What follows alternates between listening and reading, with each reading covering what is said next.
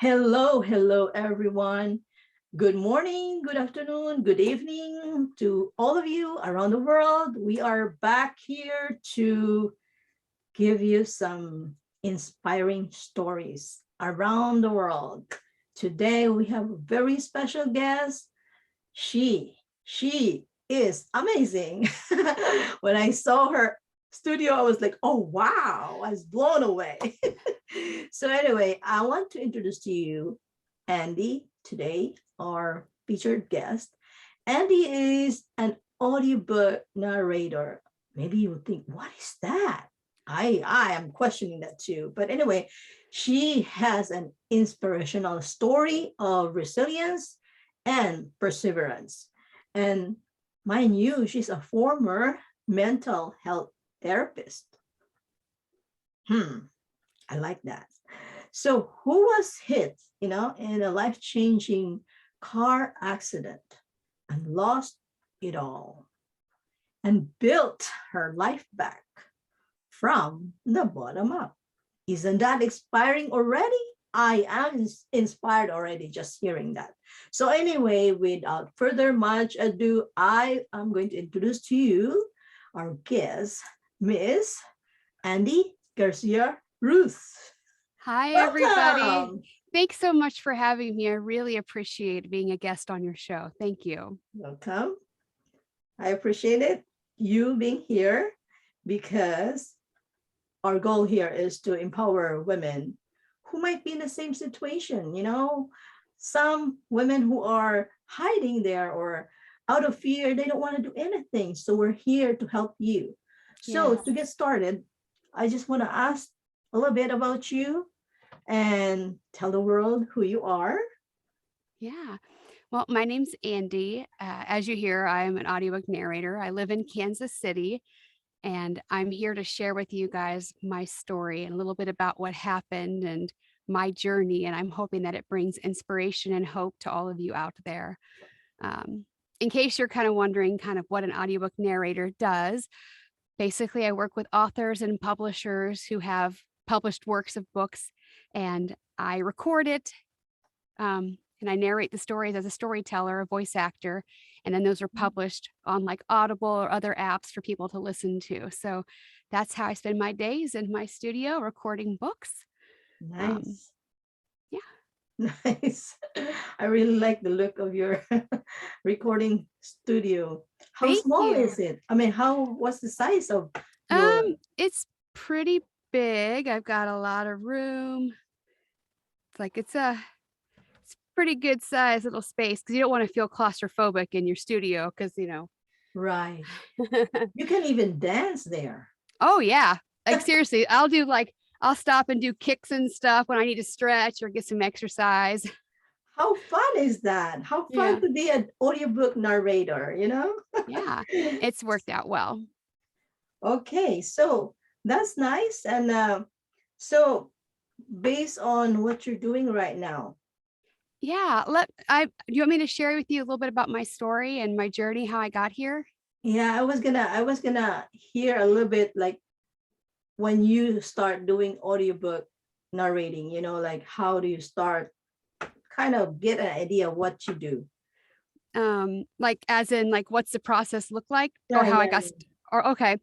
Well, I get the books from the publisher or the author and I read them through and I do prep and research on them and identify like a script analysis and what the characters are, who they are, what they sound like, so I can prepare like voices or accents or whatnot.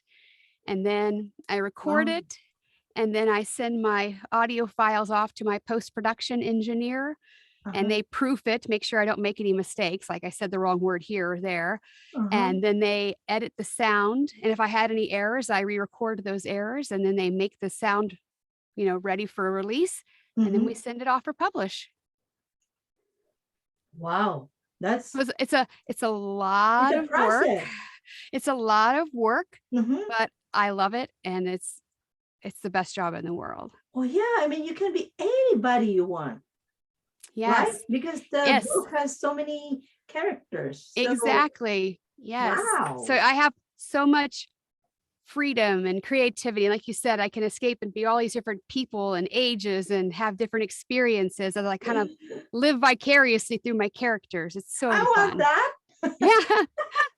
I want that to be able to just escape, you know, like, Come on, okay, I'll today show I'm you. the queen, or today I'm the, you know, like a child.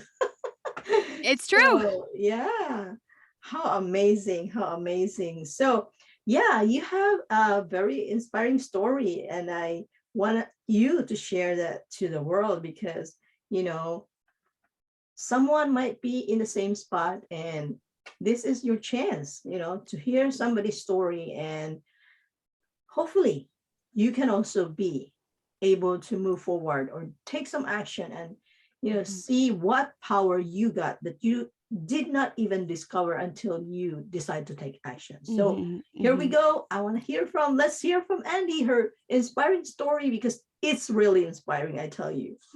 All right, Thank you. Andy, your floor. Okay. So as you heard in my bio, I actually have spent my career as a mental health therapist, and I worked in all kinds of different roles, like prison, outpatient therapy, private practice, working in rehab, working in a psychiatric hospital. I worked with kids and teens and, you know, addictions, trauma, you name it. It was my life.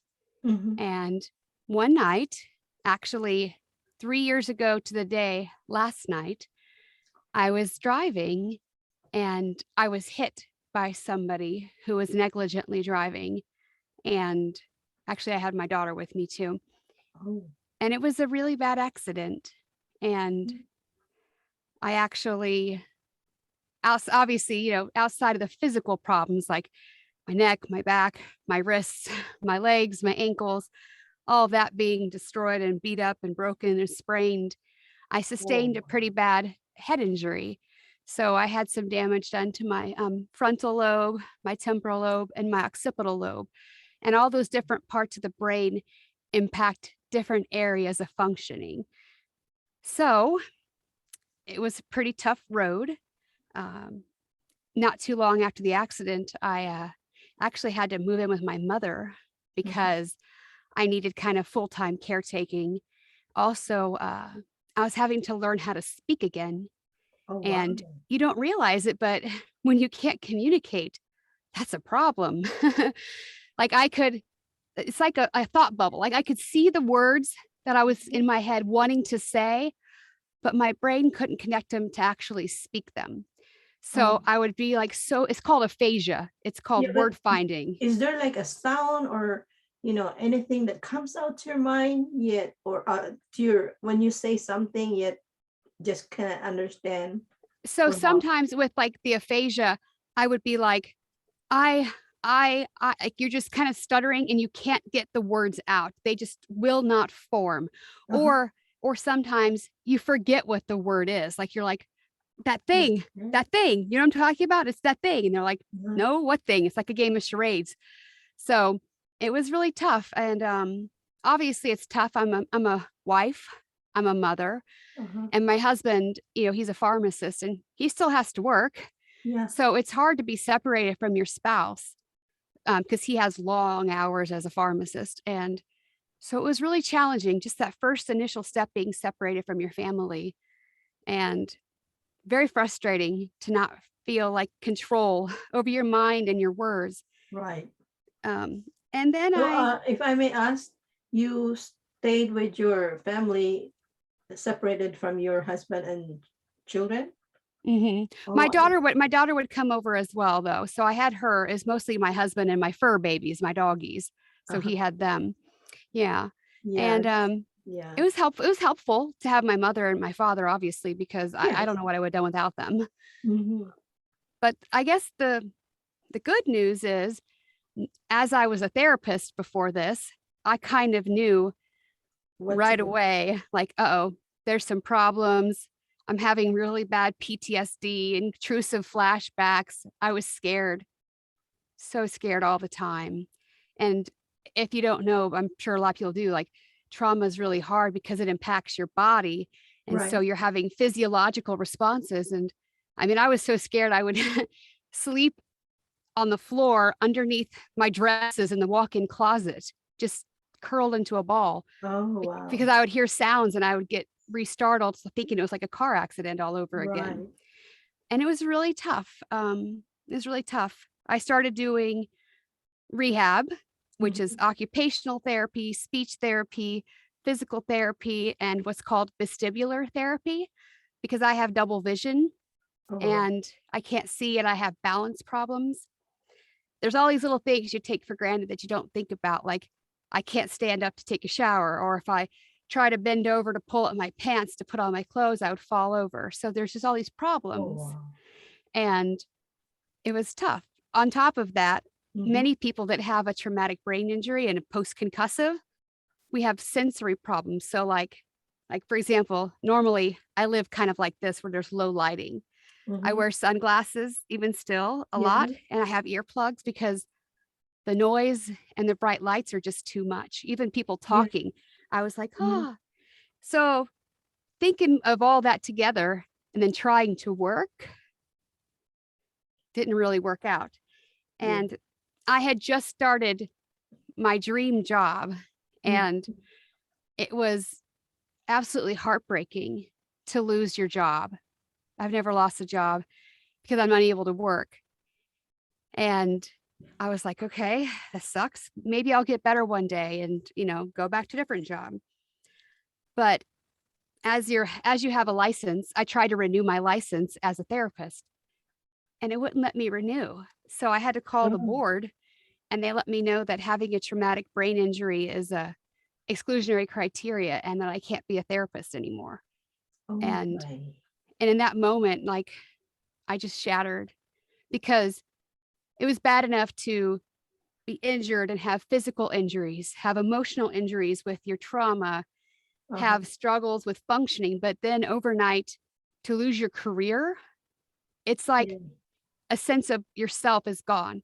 And I'm Yeah. not saying it's not the same, but I have friends who have jobs where it's literally they do their job, they go home. But as a therapist, like that is you. It's an extension of you. Anytime you Mhm. talk to people, Mm. you're like thinking about them. You're using empathy, your skills. And so Right. I didn't know what to do. I was just absolutely shattered. And obviously not having a job, we lost, my 6 figures and that means we can no longer afford our house. Mhm. So we had to sell our house. So I lost my job, which means I immediately lost all my social connections because Right. I don't see anybody anymore. So I have no job, no friends, had to sell our house. Um, it was really tough, kind of losing everything. And I really spent, I'm gonna be honest, probably a full year literally Mhm. living in the dark like a vampire. Staying in my room. I would sleep a lot because I have significant neuro fatigue. So after I do things for a little bit, I get tired and my body just shuts down. Mhm. Plus, I had to do all the rehab, and that makes you tired. I was having uncontrolled seizures. And unfortunately, they took away my driver's license, which is a Oh, good thing because you don't want to be driving and have a seizure. yeah. But again, that's just one more thing that, like, it was like I was powerless. So now I'm trapped in a house, no friends, no work, no family. I mean, I was just by myself in this darkness. And I was really hopeless and I had a lot of despair and I felt like I had no purpose in life and I didn't know what to do. And it's interesting because I don't think a lot of people, to be honest, really understand or know about brain injuries. Heck, I'm a therapist and I've had maybe one TBI client and I don't think I did it. In hindsight, I'm like, I want to find that patient and be like, I am so sorry. I get it now. I should have worked with you like this, but I didn't know. We're not really trained about it. Mhm. So nobody that I knew and my friends or family like really understood what it was like unless they were with me. So I felt misunderstood and alone as well. Yeah. And Yeah. Right now, as you were just telling me, I did not realize it then too. yeah, The journey you had made me realize just now that, wow, I didn't have that experience, but from your story, I realized, wow, that's tough to be in a situation like that. I almost cried, but yeah, I mean, just listening to yours, but I'm very emotional as well. I am So too. yeah, so I was listening to your story. Wow. I mean, just imagine people going through that. How difficult is that? Very And difficult. not only, even if you want to reach out sometimes, it's, you know, you're the first person who would step back. Mhm. And it's sad, but that's the truth, because we tend to like, okay, I don't want to bother people, or maybe I'm Yeah. really in this deep trouble and I want to suffer alone. And Mhm. we all go through that. Yeah. And the truth is, if you only reach out, you know, Yeah. even if I didn't I not didn't want people to everybody. know how bad I was hurting and how bad it was. You're right. I think we try to mask Mhm. our pain and put up this false front of I'm okay. Yeah. Don't worry about me. Yes. I'm fine. I don't need help. Mhm. When we do, when we all do, honestly. Yeah. So it's okay to reach out. Even Mm. if some people don't respond to you, just keep reaching out, Yes. because the only way for you to get out is if there's one person, only take one person to see you as a person Mhm. and help you out, or not even help you out, just to hear you. It's Yes. different. If somebody hears you, it goes right into your heart that, okay, I'm actually worth something. I Yes. have value. I have to value Yes. myself then. But a Yes. lot of times we don't take the, Mm. reaching out, and we just end up like, okay, I have to suffer alone. But no, the world is full of beautiful people, kind people, and sometimes they just need to be, hey, can you help me? And Yes. they will be there for you. Yes. We have to So, remember we are not alone. That's a yeah, lie we tell ourselves that we're right, alone. right. I like that. I like that line you said. That's a lie we tell ourselves. We're not Mhm. alone. No. We're in this together. The world is Yes. full of kind people. So Mhm. it only takes one reaching out, reach out. Don't be afraid to reach out. Yes. So yeah, go ahead. Sorry to distract No, you, this is great. but I No, like that. but I like that's to point that out because it's very important but to, you're right on target and it ties into it. I eventually got to this point where I was like, okay, I'm going to have to be vulnerable and real and tell somebody what's going on. right. And I was like, please, can I just have one friend that can understand and see and let me be that, tell them the truth of my struggle. And I did. And I, like you said, at first I was kind of surprised that people were so understanding and supportive. And I kind of thought, oh, they don't really care. They don't know. But they didn't. They didn't go away. They kept checking on me. And I found people that I could be supported by and encouraged by. Mhm. And I needed that. I really needed that because I already felt so alone. And then I realized I wasn't alone. Right. And Wow. as that year came to an end, my first year, I started saying, what is my purpose now? You know, I'm not going to live my life in this literally dark place, physically, Good. emotionally, spirit. I'm not going to live in this dark place. I know I have a greater purpose. Yes. And I know I'm now disabled. Legally, I'm now disabled. I know there are limitations Hmm. to my life. You know, I have memory problems. My daughter calls me new mommy. Um, I call myself Andy 2.0. So I Nice. know that I'm a different me, but I choose to reframe it that I'm a new and improved version of myself. Right. There Right. are differences, there are, Yes. but I'm not going to focus on those. I have reframed those as things that are growth oriented. And I found this journal that I had written in like 5 years previous, like from an old job. And it was like, what's in your 5-year plan? And I was like, and it said, narrate an audiobook and finish writing your book. And I was like, oh, I had forgotten about that, you know? Wow. And I had been reading in a closet by myself, reading books aloud. because I was trying to learn how to talk again. Oh. And that was a helpful thing because Mhm. it taught me to use my eyes to what's called track, because I had a hard time with vision.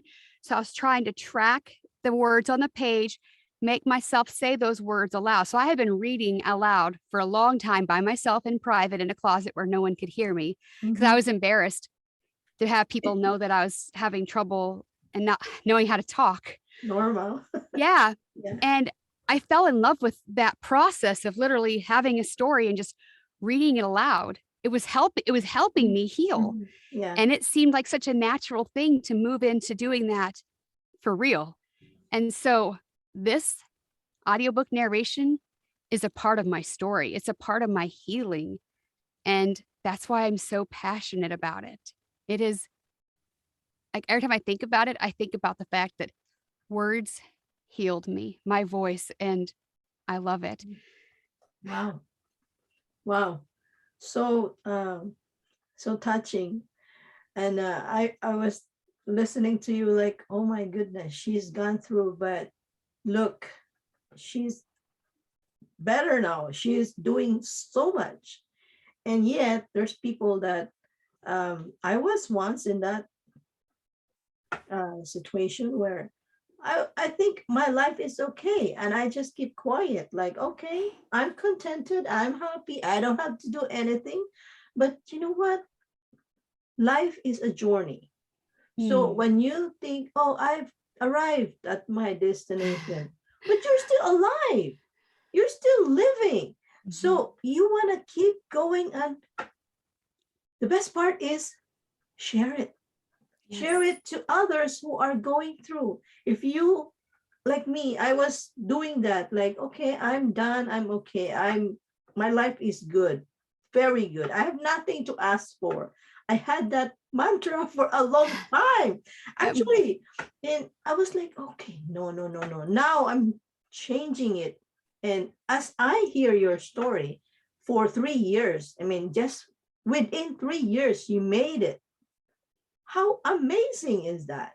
Yeah. How And inspiring is that? I know. And I know it sounds ridiculous, but if you actually think about the fact that I had to heal from all the physical things, that Right. I have all these other medical problems like a heart attack, epilepsy, other things that were brought on, vision problems with this, that I healed through that, went through therapy to work on my trauma and my PTSD, and had to rise up from the bottom and rebuild a new person.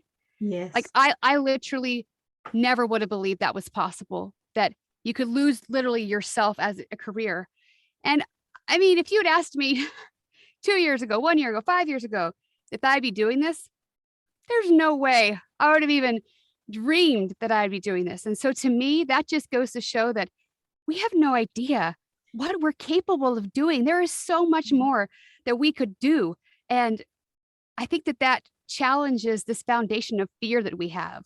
Right. That if I lost everything, I would have nothing to live for. And no, you never know how much strength and resilience you have and the perseverance you can find. When you're at rock bottom, you literally have nowhere to go but up.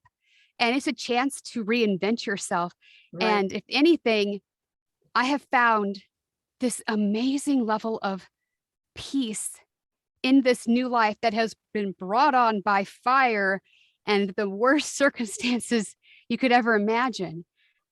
And and I'm not going to say it's okay, because no, do I want to have a brain injury and struggle with remembering if I turned off the stove? No, but my blessings are so abundant.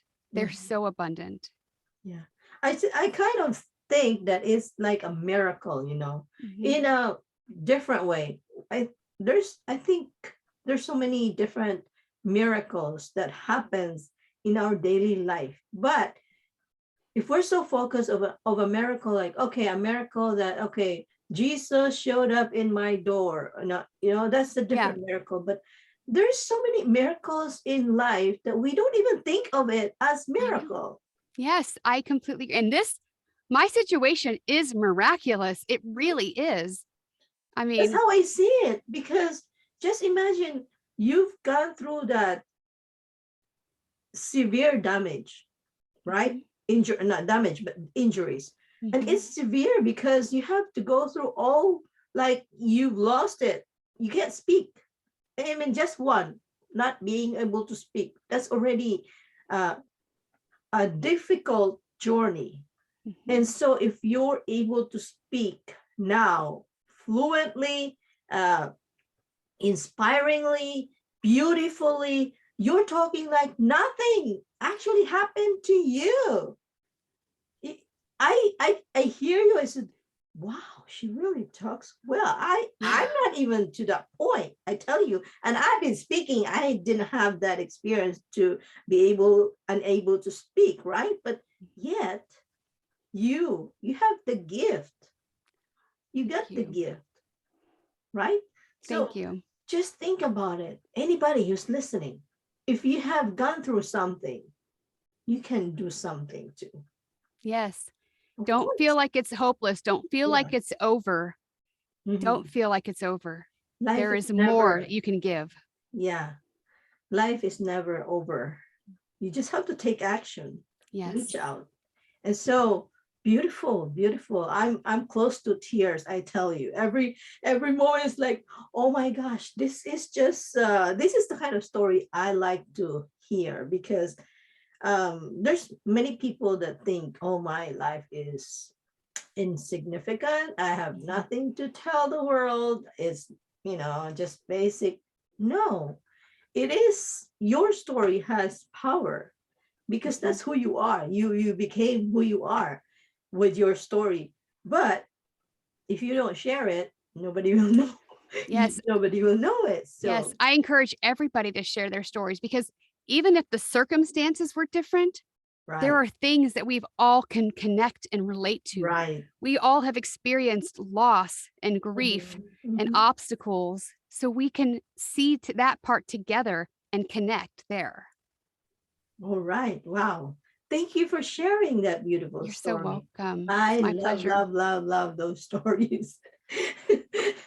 I can't, I don't know, but that's just me. I just love to hear stories like that, because it moves me, where, wow, there's really something in this world that we haven't even discovered if we don't, if we don't go and look for that something. Or let's say, for me personally, I am very close to God. So that's one reason I like stories like this, because I have encountered a lot of miracles as well. And I would say, Same. wow, God, why me? Sometimes I question that, because I see other people, I say, give them, because I feel bad for them. I can feel that it's hard for them. So I like to help. I like Yes. to help a lot. So anyway, I did that too. I went through a long period where I was like, Lord, I don't understand. Why are you doing this to me? What have I done? I feel like I'm being punished. Why do you just keep on one thing after next? It's just like, I can't catch a break. Like, why are you doing this to me? And I kept staying and praying and moving through that. And slowly by slowly, things were revealed to me that I was getting rid of stuff and paving the way for something better. yes, Because even though I may sound glorious in saying, oh, I had a past history of all these great jobs and stuff, people don't realize that I was working over 12 hours a day, maybe 15, 16 hours a day. So yeah, it was a great job, but I didn't have time for my child, for my husband. right. And look at me now. I'm not, I'm at home. I have time to be with my family, Yes. and I was focused on money and getting the highest amount of money. And now I've learned how to live and be fulfilled with less, which I never thought was possible. And All these that's the things. best. That's the best, actually. Yes. Being able to have that freedom and Yes. your time, you're spending time with your family, and you don't have to work 12 hours, Yeah. Yeah. That's a blessing in disguise. Yes. These are that's what I say sometimes, is that my disability has been a blessing in disguise. It's been a blessing in disguise. Yes, yes, yes, I know. And a lot of us don't see blessings, that it was actually a blessing in disguise. We just think, now, okay, I want it now. But sometimes God has planned for us where it will take time. There's a process going through. And we Yes. just have to be patient sometimes. Yes. And it will come, And so, yeah, that was really inspiring story. Thank you. Thank you. You're welcome. I kind of feel like I want to go on with this story because it's just so beautiful, to be sharing that kind of story. And hopefully we can help someone who is going through a difficult time that, hey, there is always hope in life. Yes. Yeah. So I want to ask you for now, since you're doing your narrating, audiobook narration, in 5 years, do you have any plan or do you have any, like what do you think would you be doing?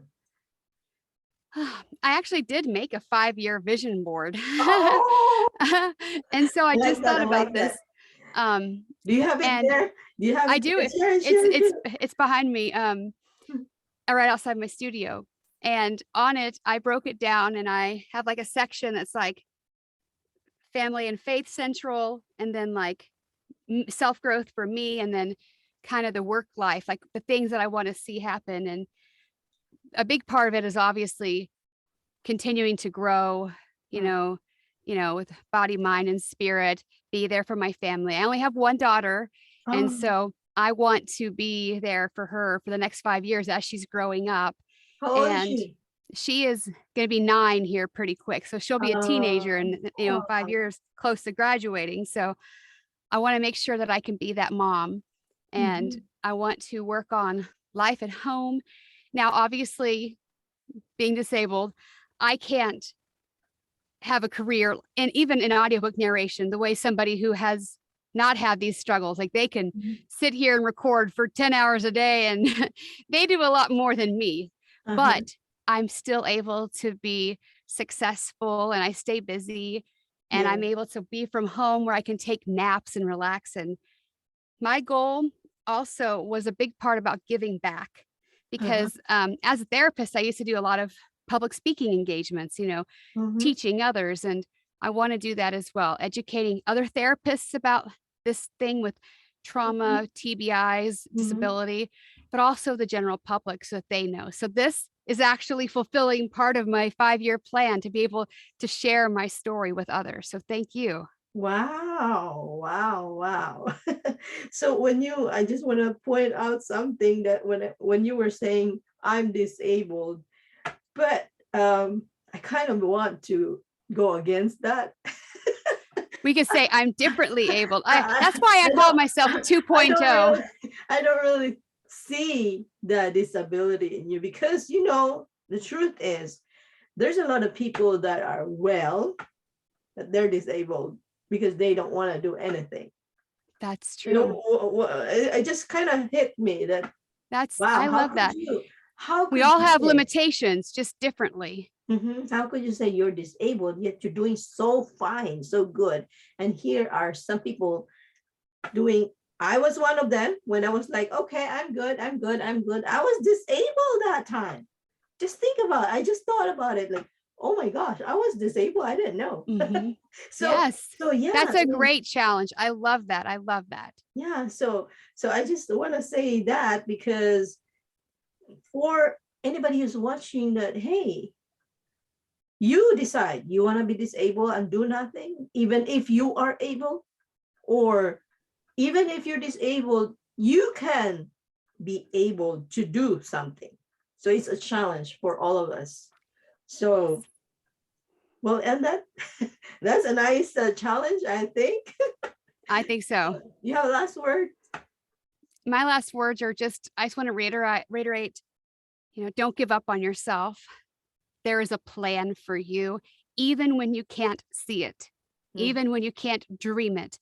That plan is still there and the path is being paved for you. So don't give up. Yes. There is hope. Amen to that, sister. That's very, very true. I can attest that too.